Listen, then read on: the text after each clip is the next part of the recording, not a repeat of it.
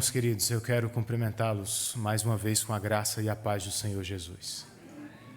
Vamos abrir o texto sagrado no livro de Ruth, mais uma vez.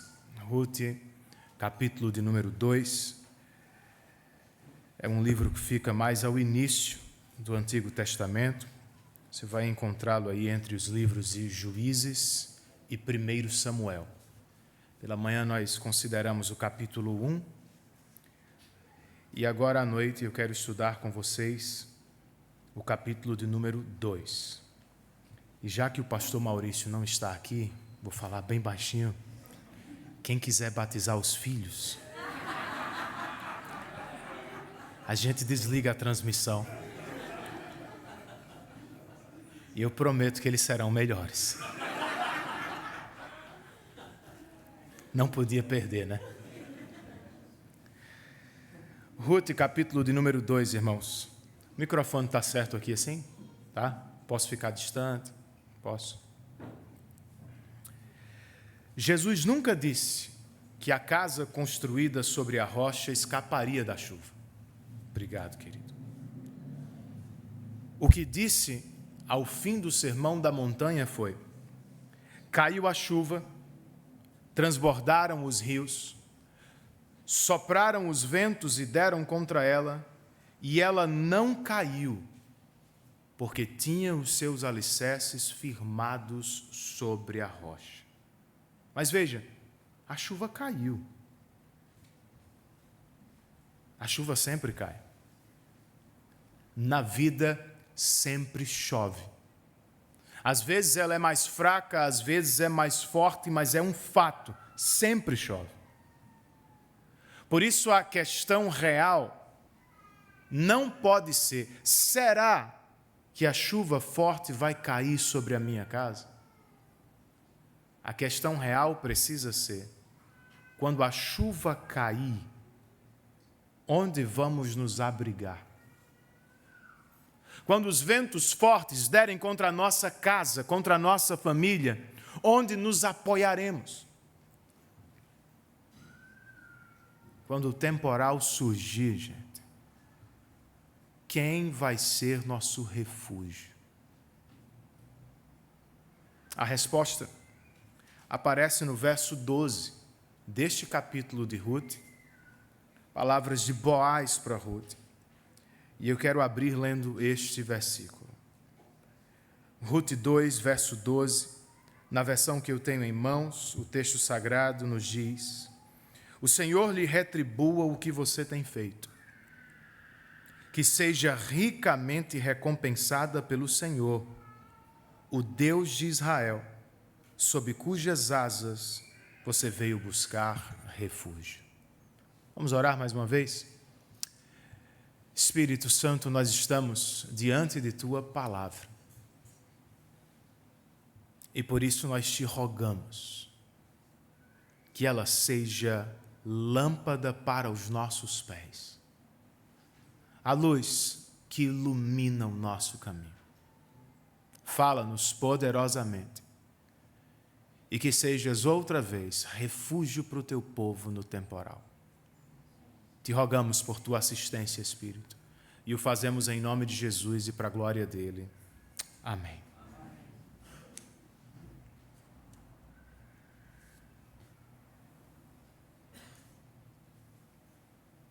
Como ouvimos pela manhã, por causa da fome que assolou a tribo de Judá, Elimeleque e Noemi foram passar um tempo em Moabe. Por que procuraram Moabe? Por que não procuraram as tribos irmãs de Israel? Por que não correram para os pés do Senhor? Um comentarista sugere a qualidade de vida. Sim, a qualidade de vida, coisa pela qual tanto buscamos, talvez tenha se tornado o Deus deles. E o que era para ser há algum tempo, vocês se lembram, rapidamente virou e lá ficaram por anos. E tudo ia bem, gente, até que de repente a maré virou. o tempo mudou. Ventos fortes deram contra a casa de Noemi, e ela acabou perdendo o marido e os 2 filhos. Foi quando, ouvindo falar que Deus visitara Belém para assistir o seu povo, ela decidiu voltar para casa. Mas vocês ouviram de manhã. Não foi fácil voltar. Noemi voltou para casa amargurada, sentindo e dizendo que Deus estava contra ela. Uma de suas declarações foi: de mãos cheias eu parti, mas de mãos vazias o Senhor me trouxe de volta. Não era verdade. Noemi tinha a Ruth, a mulher que lhe jurou lealdade até a morte. Mas ainda eram viúvas e, consequentemente, para a época, pobres por isso. E é aqui que surge o problema do texto.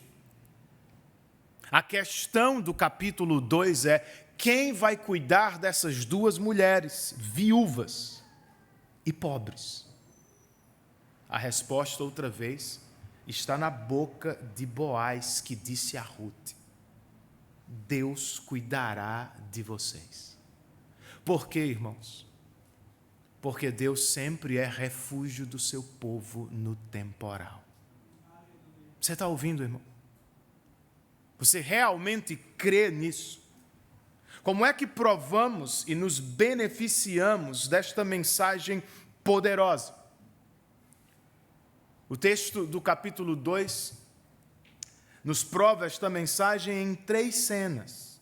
A primeira, eu chamei de o encontro casual.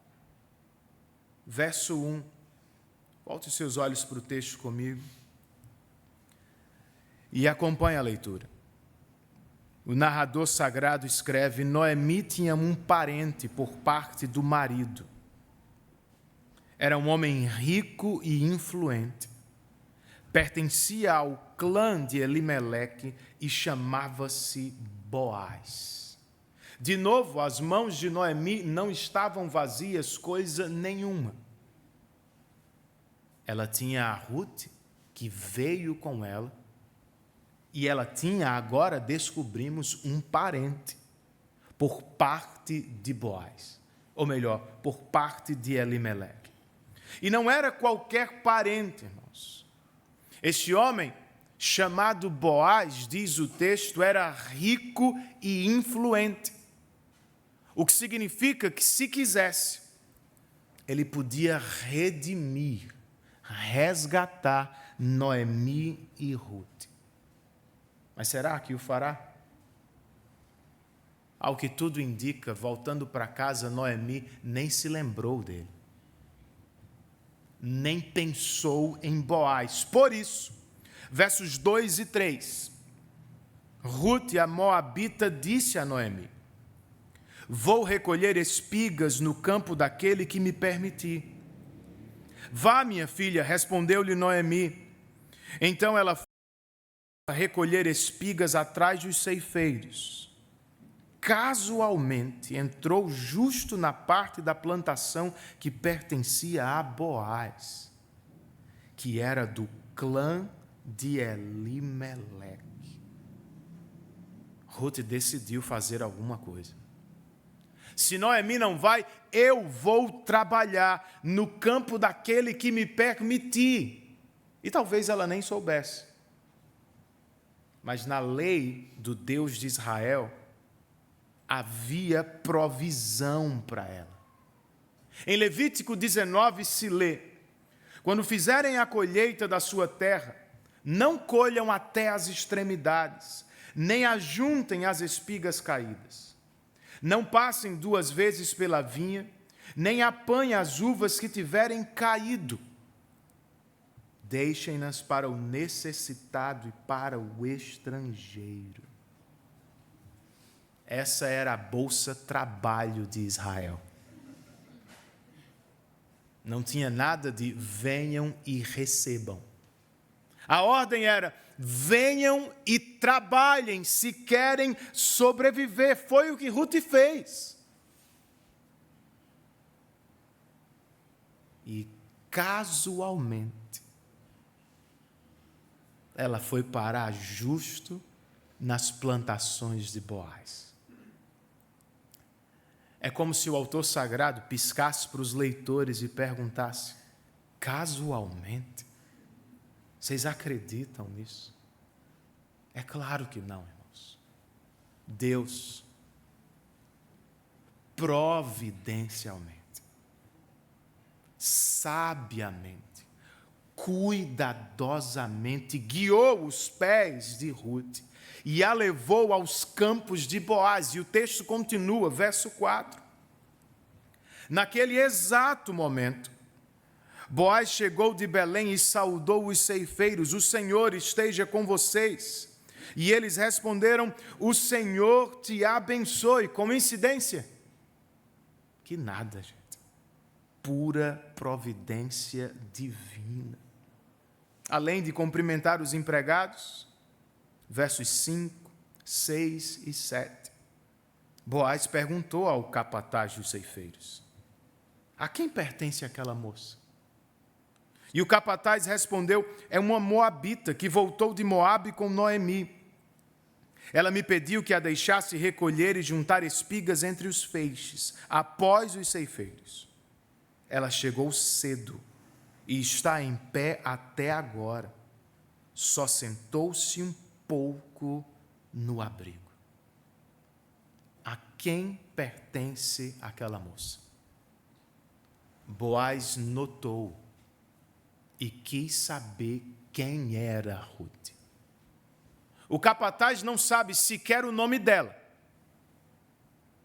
mas já tem duas informações super importantes. Primeiro, ela é a moabita que veio com Noemi.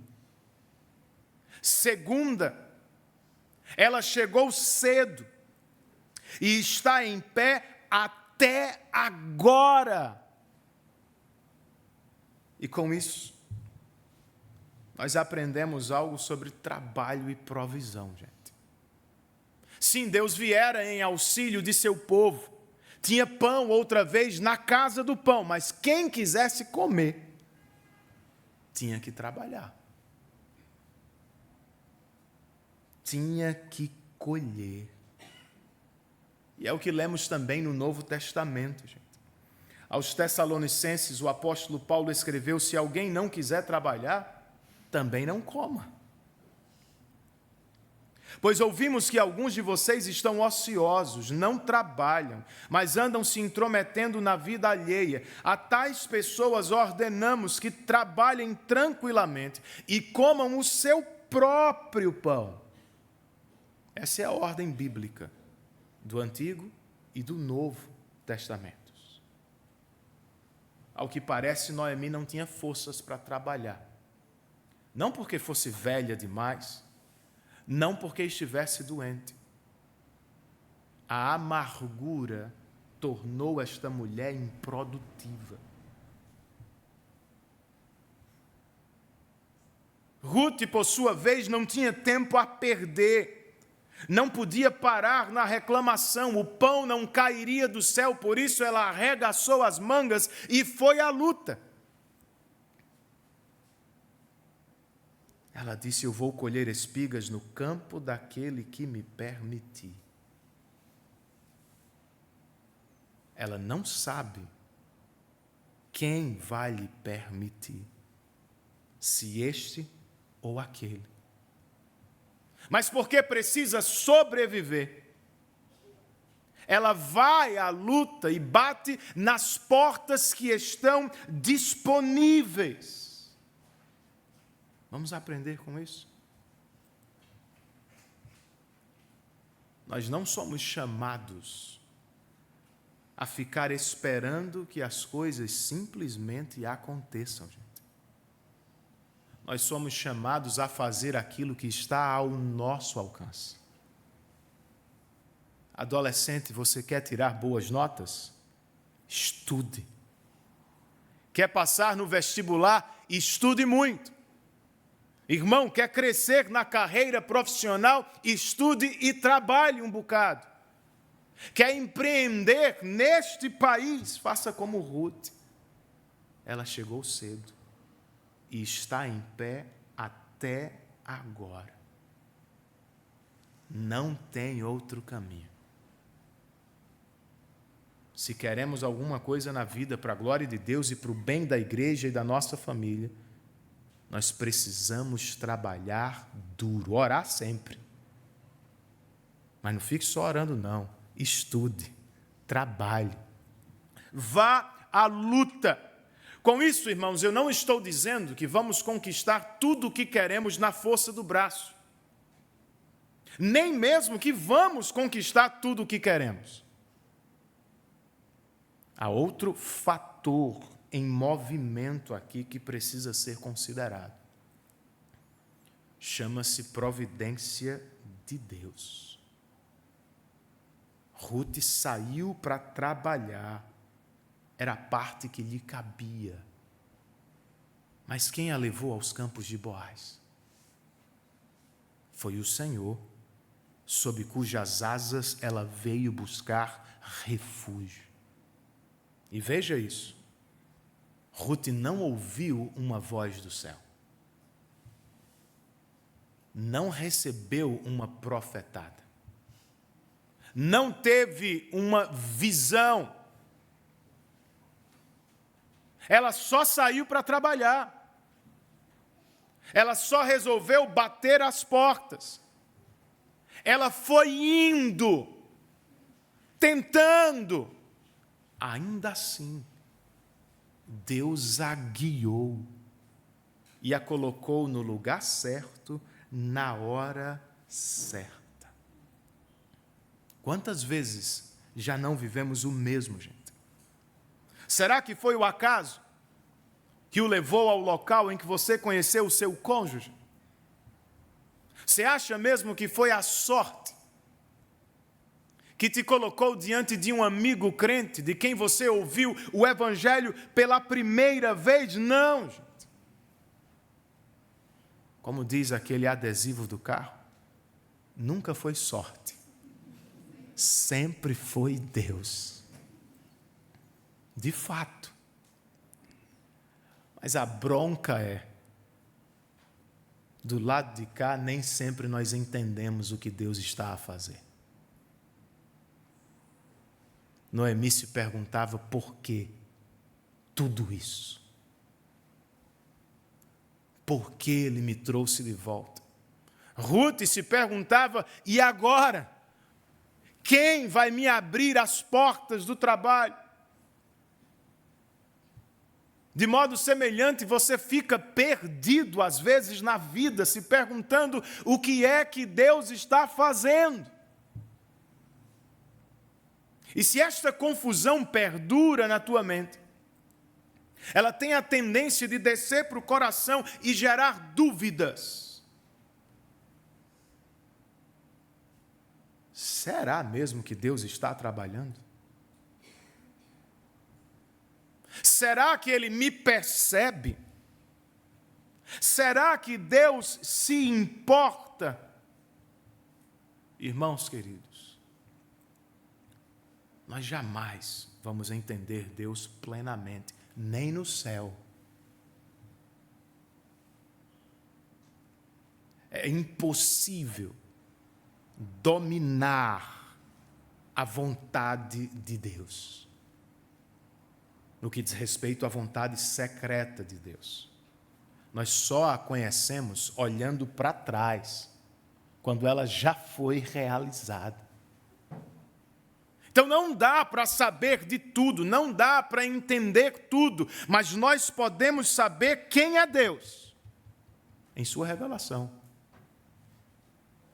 em toda circunstância. A qualquer momento da vida, Ele é sempre bom, Ele é sempre perfeito, Ele é sempre justo, Ele jamais erra no que faz. E Ele nunca está fazendo uma única coisa, na única coisa que você enxerga. Ele está fazendo 10.000 coisas para a glória dele e para o bem do seu povo. O que nos cabe é confiar, irmãos. Ruth saiu para trabalhar dizendo: eu vou colher no campo daquele que me permitir, no campo daquele que me notar. Irmã Ruth, Deus te vê. Irmãos queridos, Deus nos vê. Ele está sempre trabalhando para guiar, preservar e proteger o seu povo. Sim, pois Ele é refúgio no temporal para mim e para você. Essa mensagem também é provada na segunda cena deste texto. E eu a chamei de a primeira conversa. Obviamente eu me refiro à conversa entre Boaz e Ruth e suas primeiras palavras. Versos 8, 9 e 10.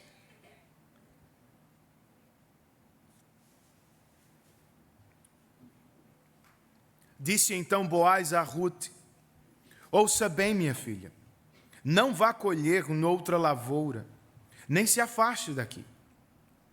Fique com minhas servas. Preste atenção onde os homens estão ceifando e vá atrás das moças que vão colher. Darei ordem aos rapazes para que não toquem em você. Quando tiver sede, beba da água dos potes que os rapazes encheram. Basicamente, o que Boaz diz em suas primeiras palavras para Ruth é: eu vou cuidar de você.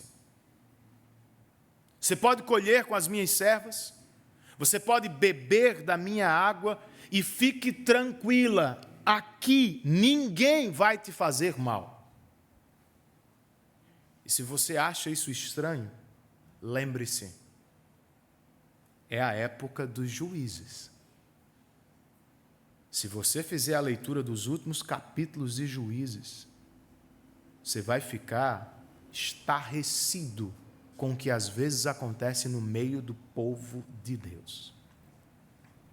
Um comentarista explica: sem um protetor masculino, Ruth está sexualmente vulnerável. Sem dinheiro, está financeiramente destituída.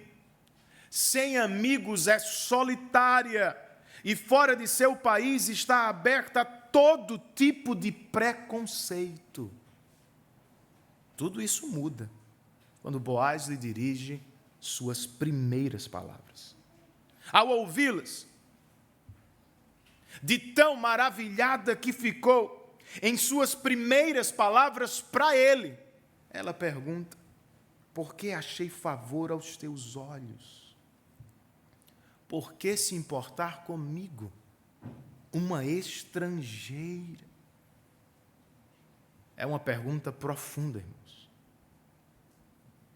É algo que todos nós devemos perguntar para o Senhor. Por que é que Ruth achou favor aos olhos de Boaz? Deixemos que o próprio Boaz responda, versos 11 e 12. Boaz lhe diz: contaram-me tudo o que você tem feito por sua sogra depois que perdeu o seu marido. Como deixou seu pai, sua mãe e sua terra natal para viver com um povo que você não conhecia bem. O Senhor lhe retribua o que você tem feito, que seja ricamente recompensada pelo Senhor, o Deus de Israel, sob cujas asas você veio buscar refúgio. São as palavras mais importantes do capítulo. E talvez de todo o livro. Por que Ruth achou favor aos olhos de Boaz? No que lemos, há duas respostas. A primeira: contaram-me tudo o que você fez por sua sogra. Então foi por isso? Ou só por isso? Terá sido Ruth notada porque fez algo de bom? Também, gente. Mas não foi só por isso. Essa não é a única resposta do texto e não é também a mais importante. Há uma segunda. Boaz disse a ela: que o Senhor te abençoe, o Deus de Israel, sob cujas asas você veio buscar refúgio. Essa é a grande resposta. Ruth não é uma empregada que merece salário de Boaz. É uma pecadora que veio buscar refúgio sob as asas do Deus de Boaz. Deus não abençoou Ruth pelo que ela fez a Noemi. Deus abençoou Ruth porque ela veio depender do que Ele pode fazer por ela. Isso é o Evangelho no Antigo Testamento. Ela ficou tão maravilhada com esta pregação evangélica que respondeu no verso 13. Continue eu a ser bem acolhida, meu Senhor. O Senhor me deu ânimo e encorajou sua serva, e eu sequer sou uma de suas servas. O que é isso, gente? Humildade. Ela sabe que não merece. Contudo, quando ouve o Evangelho na boca de Boaz, o efeito é: ela se sente acolhida. Ela se sente valorizada. Ela se sente protegida e forte no Senhor. É o que tem que acontecer aqui. E para isso a gente precisa meditar no Evangelho, lembrar do Evangelho. E lembrar dos efeitos do Evangelho sobre a nossa vida. Por vezes as pessoas nos dizem: esqueçam o passado. Não. O passado não pode nos definir. O passado não deve nos paralisar, mas esquecê-lo jamais. Nós precisamos lembrar do que vivíamos e de onde o Senhor nos resgatou. Se você não se lembra, me permita ajudá-lo. Como os moabitas eram inimigos dos israelitas, nós éramos inimigos do Senhor.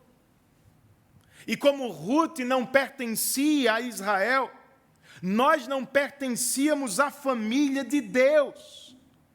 Como Ruth e os moabitas, todos nós aqui fomos idólatras um dia. Adorávamos falsos deuses no coração. Mas veja, em lugares diferentes do Brasil, em momentos diferentes da história, por pura graça, Deus nos chamou para si. E por meio do Evangelho nós fomos incluídos. Nos sentimos agora parte da família dele. Não somos só servos, somos filhos do Deus Altíssimo.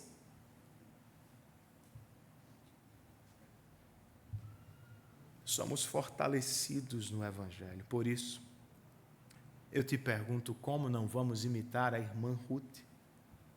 Como podemos não nos prostrar aos pés do Salvador em humilde adoração, gente? O pastor John Piper escreve, e hoje ele está com todo aqui, né? De manhã, na abertura do culto, ele vai pedir um pix. Pessoas orgulhosas não se maravilham quando são bem tratadas. Verdade, né? Não ficam profundamente agradecidas, pois acham que é o que merecem. Mas as humildes, sim. De fato, as pessoas humildes sentem-se ainda mais humildes quando são tratadas com graça. ficam maravilhadas, porque a graça veio a elas, apesar de não a merecerem. E é assim que recebem o dom da salvação. E o efeito é, a alegria aumenta em seus corações, não a autoimportância. Por quê? Porque a graça não tem a intenção de substituir humildade por orgulho. Ela tem o poder de substituir tristeza por alegria. Foi o que você viveu? Foi o que experimentou ao ouvir o Evangelho do Senhor Jesus Cristo?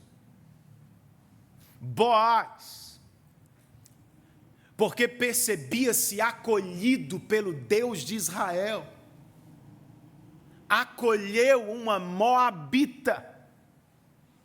Muitos outros homens de Belém teriam virado a cara para ela. Não Boaz. Boaz a viu, Boaz a notou, Boaz acolheu aquela que veio buscar refúgio no Deus de Israel. Irmão, será que é assim que nós vivemos? Nós acolhemos porque fomos acolhidos. Se ao término do culto, nós corremos toda vez para a família e amigos próximos, é porque nós temos olhos, mas não vemos as Rutes. Se durante a semana nós só temos tempo para trabalho e família, é porque temos olhos, mas não percebemos as Rutes.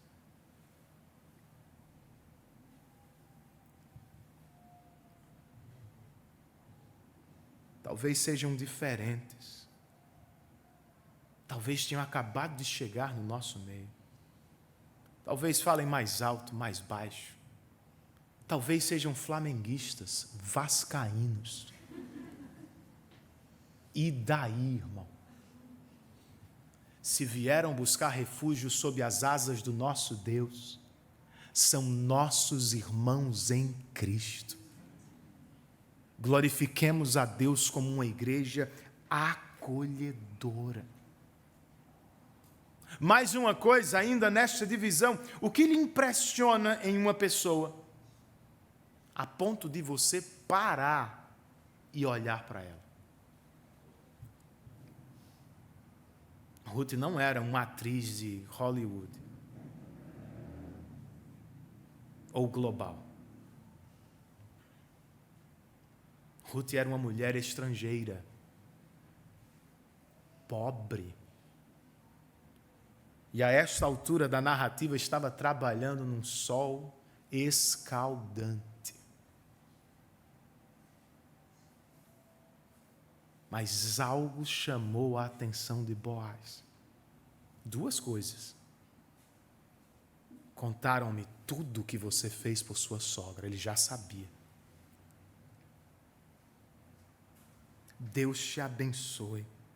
O Deus de Israel, sob cujas asas você veio buscar refúgio. O pastor Emílio Garófalo, comentando esse texto, diz: sabe o que é isso? Pessoas piedosas se impressionam com piedade. Se é solteiro e quer casar, não só fique idealizando, sonhando com o que gostaria de ver no pretendente. Seja você o homem ou a mulher que Deus espera de você. Seja um crente piedoso. A tua piedade, muito provavelmente, vai atrair pessoas piedosas. É solteiro e quer casar? Resolva procurar pela coisa certa aos olhos de Deus. Piedade.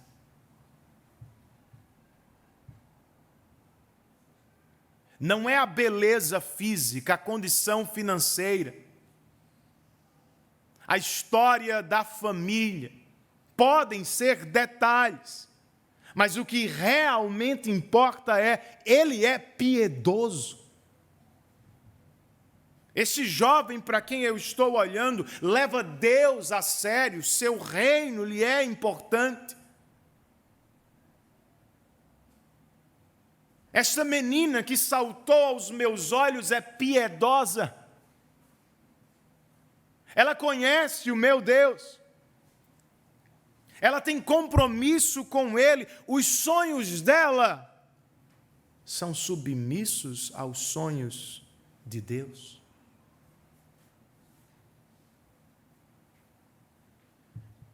Piedade, irmãos. Basicamente, piedade aqui é se refugiar em Deus, como fez Ruth. Sim, pois Deus é refúgio do seu povo no temporal. A última cena também prova esta mensagem. E eu a chamei de o resultado surpreendente. Do verso 14 ao 18, nós lemos: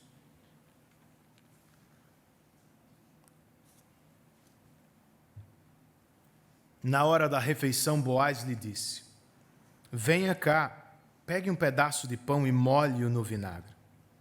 Quando ela se sentou junto aos ceifeiros, Boaz lhe ofereceu grãos tostados. Ela comeu até ficar satisfeita e ainda sobrou. Quando ela se levantou para recolher espigas, Boaz deu estas ordens a seus servos: Mesmo que ela recolha entre os feixes, não a repreendam. Ao contrário, quando estiverem colhendo, tirem para ela algumas espigas dos feixes e deixem-nas cair para que ela as recolha e não a impeçam. E assim Ruth colheu na lavoura até o entardecer. Depois debulhou o que tinha juntado, quase uma arroba de cevada. Carregou-a para o povoado, e sua sogra viu quanto Ruth havia colhido quando ela lhe ofereceu o que havia sobrado da refeição. Vejam, Boaz não ficou apenas nas palavras do cuidado que tinha oferecido. O cuidado foi materializado aqui. Primeiro, Ruth foi convidada a comer, sentada à mesa. Poucas coisas são mais significativas do que comer à mesa com outras pessoas. São duas dádivas do Senhor: ter o que comer e ter com quem comer. Ruth agora tem o que comer. E ela não come lá fora. Ela come à mesa com seus novos irmãos de fé. Segundo, Boaz fez mais do que a lei lhe pedia, gente. A lei pedia dele: deixe que os estrangeiros recolham as espigas que caíram no chão. Boaz disse não para essa mulher, é pouco. Deixe que ela pegue dos feixes principais. E assim, por pura graça, ao fim do dia, Ruth teve um resultado surpreendente. Uma arroba de cevada. Entre 15 e 20 quilos de alimento. E depois ela o carregou até o povoado. E você não consegue levantar 10 quilos na barra? Brincadeira. E o que é que ela fez, gente, com tudo isso? Chegando em casa, ela fez com Noemi o que Boaz tinha feito com ela. E por isso alguém chamou isso aqui de corrente da graça. Deus abençoou Boaz. Boaz abençoou Ruth. Ruth abençoou Noemi. E quando viu o que Ruth trouxe para casa, foi a vez de Noemi fazer várias declarações surpreendentes. E lembre-se do que ela disse pela manhã. Entre os versos 19 e 22, nós ouvimos a conversa delas. A sogra lhe perguntou: onde você colheu hoje? Onde trabalhou? Bendito seja aquele que se importou com você. Então Rute contou à sogra com quem tinha trabalhado. O nome do homem com quem trabalhei hoje é Boaz. E Noemi exclamou: seja ele abençoado pelo Senhor, que não deixe de ser leal e bondoso com os vivos e com os mortos. E acrescentou: aquele homem é nosso parente, é um dos nossos resgatadores. E Rute, a moabita, continuou: pois ele mesmo me disse também, fique com os meus ceifeiros até que terminem toda a minha colheita. Então Noemi aconselhou a sua nora Rute: é melhor mesmo você ir com as servas dele, minha filha. Noutra lavoura poderiam molestá-la. São declarações surpreendentes, se você se lembrar do que ela disse no capítulo 1. A primeira delas é: bendito seja aquele que se importou com você. Quando viu a picape carregada de Rute, alguma coisa aconteceu no coração dela. Ela ficou comovida. E quando ficou sabendo que aquele que cuidara, se importara com Rute era Boaz, o texto nos diz que ela exclamou, é a segunda declaração surpreendente: seja ele abençoado pelo Senhor, que não deixe de ser leal e bondoso com os vivos e com os mortos. A amargura começou a ruir, quebrar.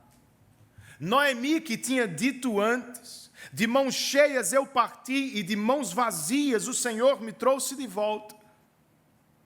Agora que contempla Rute, que tinha saído de mãos vazias, voltar com mãos cheias, começou a se dar conta: o Senhor não se esqueceu de mim. Ele não deixa de ser leal e bondoso com o seu povo. Leal e bondoso no hebraico é uma palavra só, das mais importantes de toda a Bíblia, Hesed, e aponta para o amor pactual de Deus com o seu povo. Noemi pode quebrar a parte da aliança que lhe cabe. Eu e vocês fazemos a mesma coisa. A nossa sorte, gente, a nossa grande bênção é que Deus jamais quebra a parte que é sua. Ela viu isso.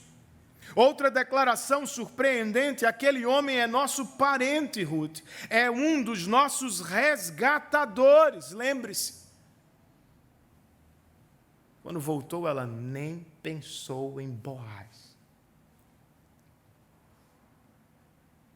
Mas ele era um Goel, um redentor. De acordo com a lei de Deus, ele estava em posição de redimir estas mulheres, não só da pobreza, mas especialmente da tristeza de não ter descendência. Por fim, ela ainda disse a Rute, e isto é surpreendente: fique nos campos de Boaz. Pastor, por que isso é surpreendente? Porque a mulher que está dizendo isso não ficou nos campos de Belém. Ela e seu marido foram para os campos de Moabe. Agora, depois de tudo o que passou, a irmã mais velha está aconselhando a crente mais jovem: não faça o que eu fiz. Não se afaste do povo de Deus. Não se afaste da presença do Senhor. E assim termina o capítulo, verso 23. Rute ficou com as servas de Boaz para recolher espigas, até acabarem as colheitas de cevada e de trigo. E continuou morando com sua sogra. Em uma leitura rápida, como às vezes nós fazemos, sem aquela observação sugerida ao início do culto, nós não notamos os detalhes que fazem muita diferença. Mas se você deu atenção aqui, você deve ter percebido que o capítulo 2 termina muito parecido com o capítulo 1. Ao final do capítulo 1, o autor nos disse que Noemi e Ruth chegaram a Belém no início da colheita da cevada, o que correspondia, irmãos, à Páscoa dos hebreus. Era quase como se ele estivesse dizendo: Noemi e Ruth tiveram um êxodo particular. Agora, ao final do capítulo 2, o que nos diz é que Ruth ficou com as servas de Boaz até acabarem as colheitas da cevada e do trigo. Isso é uma referência de tempo, de datação. 7 semanas teriam se passado, colocando nossas irmãs em uma outra festa do povo de Deus. A festa das primícias. A festa de Pentecostes. Pastor, por que é que isso é muito importante? Porque Ruth não está apenas desfrutando ela mesma das primícias da graça de Deus. Ruth é, em um sentido bem real, as primícias da graça de Deus para o mundo, gente. Tem a ver com você e comigo. Centenas de anos depois, também no dia de Pentecostes, Atos 2, Deus derramou de seu Espírito sobre israelitas e estrangeiros igualmente, e ali formou um único povo, a Igreja de Jesus Cristo. Ruth é um prenúncio desta reunião internacional do povo de Deus. Só que tem um detalhe. Ela nem fazia ideia. Noemi e Ruth muito provavelmente não ouviram o tic-tac do relógio do Senhor. Festas, datas, colheitas. Mas o autor sagrado não colocou esta informação aqui para elas. Ele a colocou aqui para mim e para você. Ele quer que você ouça. Nosso Deus tem um relógio, irmãos. Nosso Deus tem uma agenda. E Ele está trabalhando para cumpri-la para a sua glória. Nós, os que experimentamos as primícias da salvação, ainda aguardamos a sua plenitude, sim ou não? Só que nem sempre lembramos disso. Às vezes estamos tão absortos nas coisas desse mundo, nas lutas, nos anseios, nos sonhos, nas batalhas, que nem sempre lembramos daquilo que mais deveríamos esperar. Qual é o próximo grande evento na história da redenção, gente?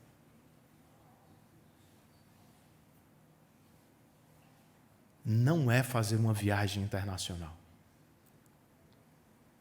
Não é comprar a casa própria. Não é se formar no curso dos sonhos. Não é ter 1 ou 10 filhos. Tudo isso é bom. Mas o próximo grande evento na história do povo de Deus não é tua conquista particular. É o retorno de Jesus Cristo. Jesus em breve vem. Já já, irmão. Isso se torna especialmente saboroso para os dias de sofrimento. Quando a terra se torna difícil, quando os sonhos não se realizam, quando as dificuldades aparecem, quando a enfermidade surge, já já nós estaremos cantando glórias e aleluia na presença do Rei que vem. Em breve, muito em breve, você sabe, ficará claro que os sofrimentos desta terra de fato não podem se comparar com aquilo que Deus mesmo tem reservado para o seu povo.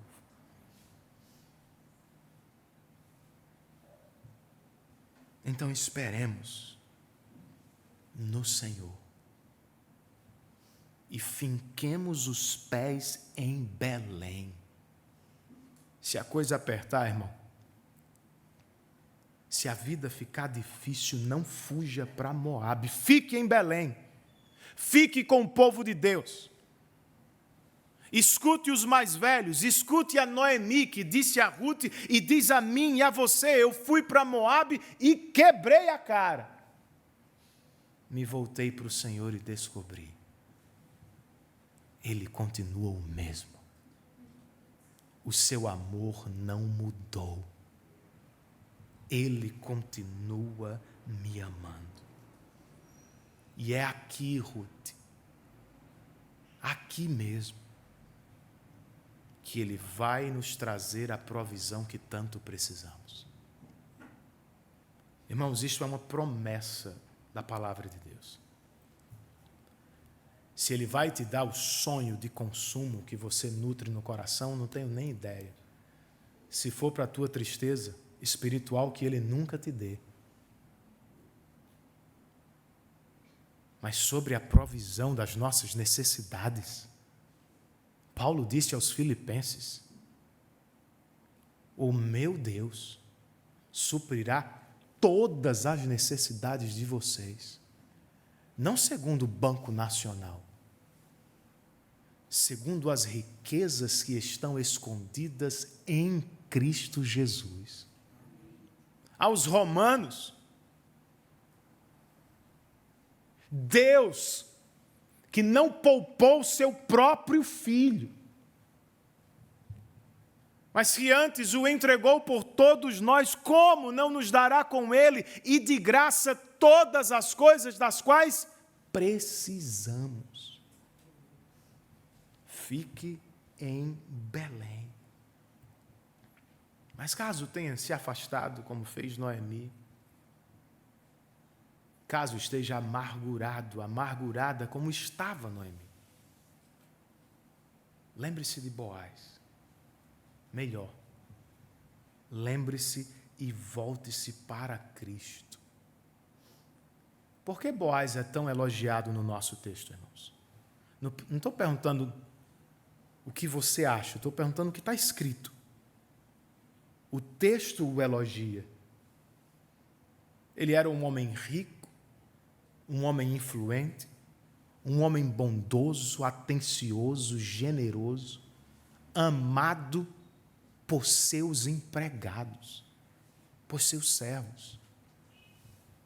Isso te faz lembrar, pensar em alguém? Quem é o mais rico? Quem é o mais generoso?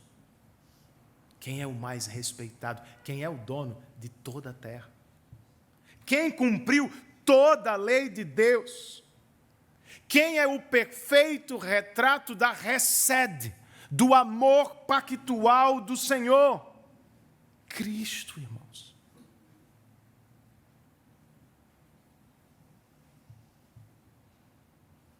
Abraão, Isaac, Jacó, José, Moisés, Davi, Boaz, Paulo, Pedro, são sombras no Antigo Testamento são setas que apontam para o verdadeiro Goel, para o único Redentor, o grande Salvador do povo de Deus. Noemi e Ruth não precisavam. Eu e vocês não precisamos apenas de um Salvador social ou econômico. Isso é muito pouco. Nós precisamos de um Salvador capaz de nos redimir da condenação eterna do pecado.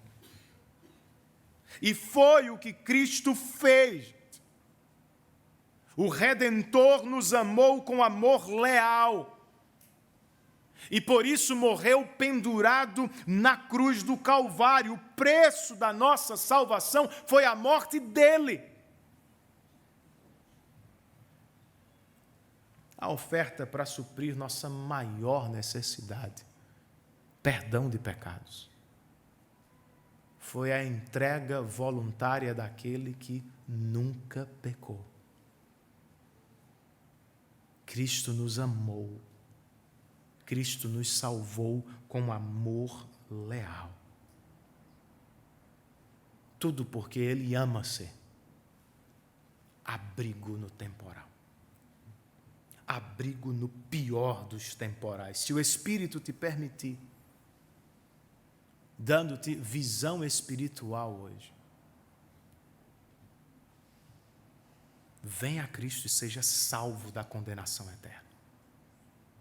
Se o Espírito te permitir, irmão, ver a Cristo em glória e graça nesta noite, vença a amargura do teu coração. Noemi, Deus é bom, Deus te ama e o seu amor está estampado na cruz do Calvário. Se construir sua vida sobre a areia deste mundo, mesmo que tenha saúde, dinheiro e poder, sua casa vai cair bonito diante do temporal que vem no juízo do Todo-Poderoso. Mas se por vontade soberana de Deus, por graça dele, você for levado a construir a vida sobre a rocha, que é Cristo, que a chuva desta vida caia, que os ventos continuem a soprar, que as águas dos rios se levantem contra nós, nada podem fazer contra aquilo que Deus fez por nós em Cristo Jesus. Nós estamos seguros, irmãos, para todo sempre. Porque Deus ama ser refúgio de seu povo no temporal. Porque o Salvador é o lugar mais seguro que você pode ter nesta vida e por toda a eternidade. Que o Senhor aplique a sua palavra nos nossos corações. Que Deus nos abençoe em Cristo Jesus.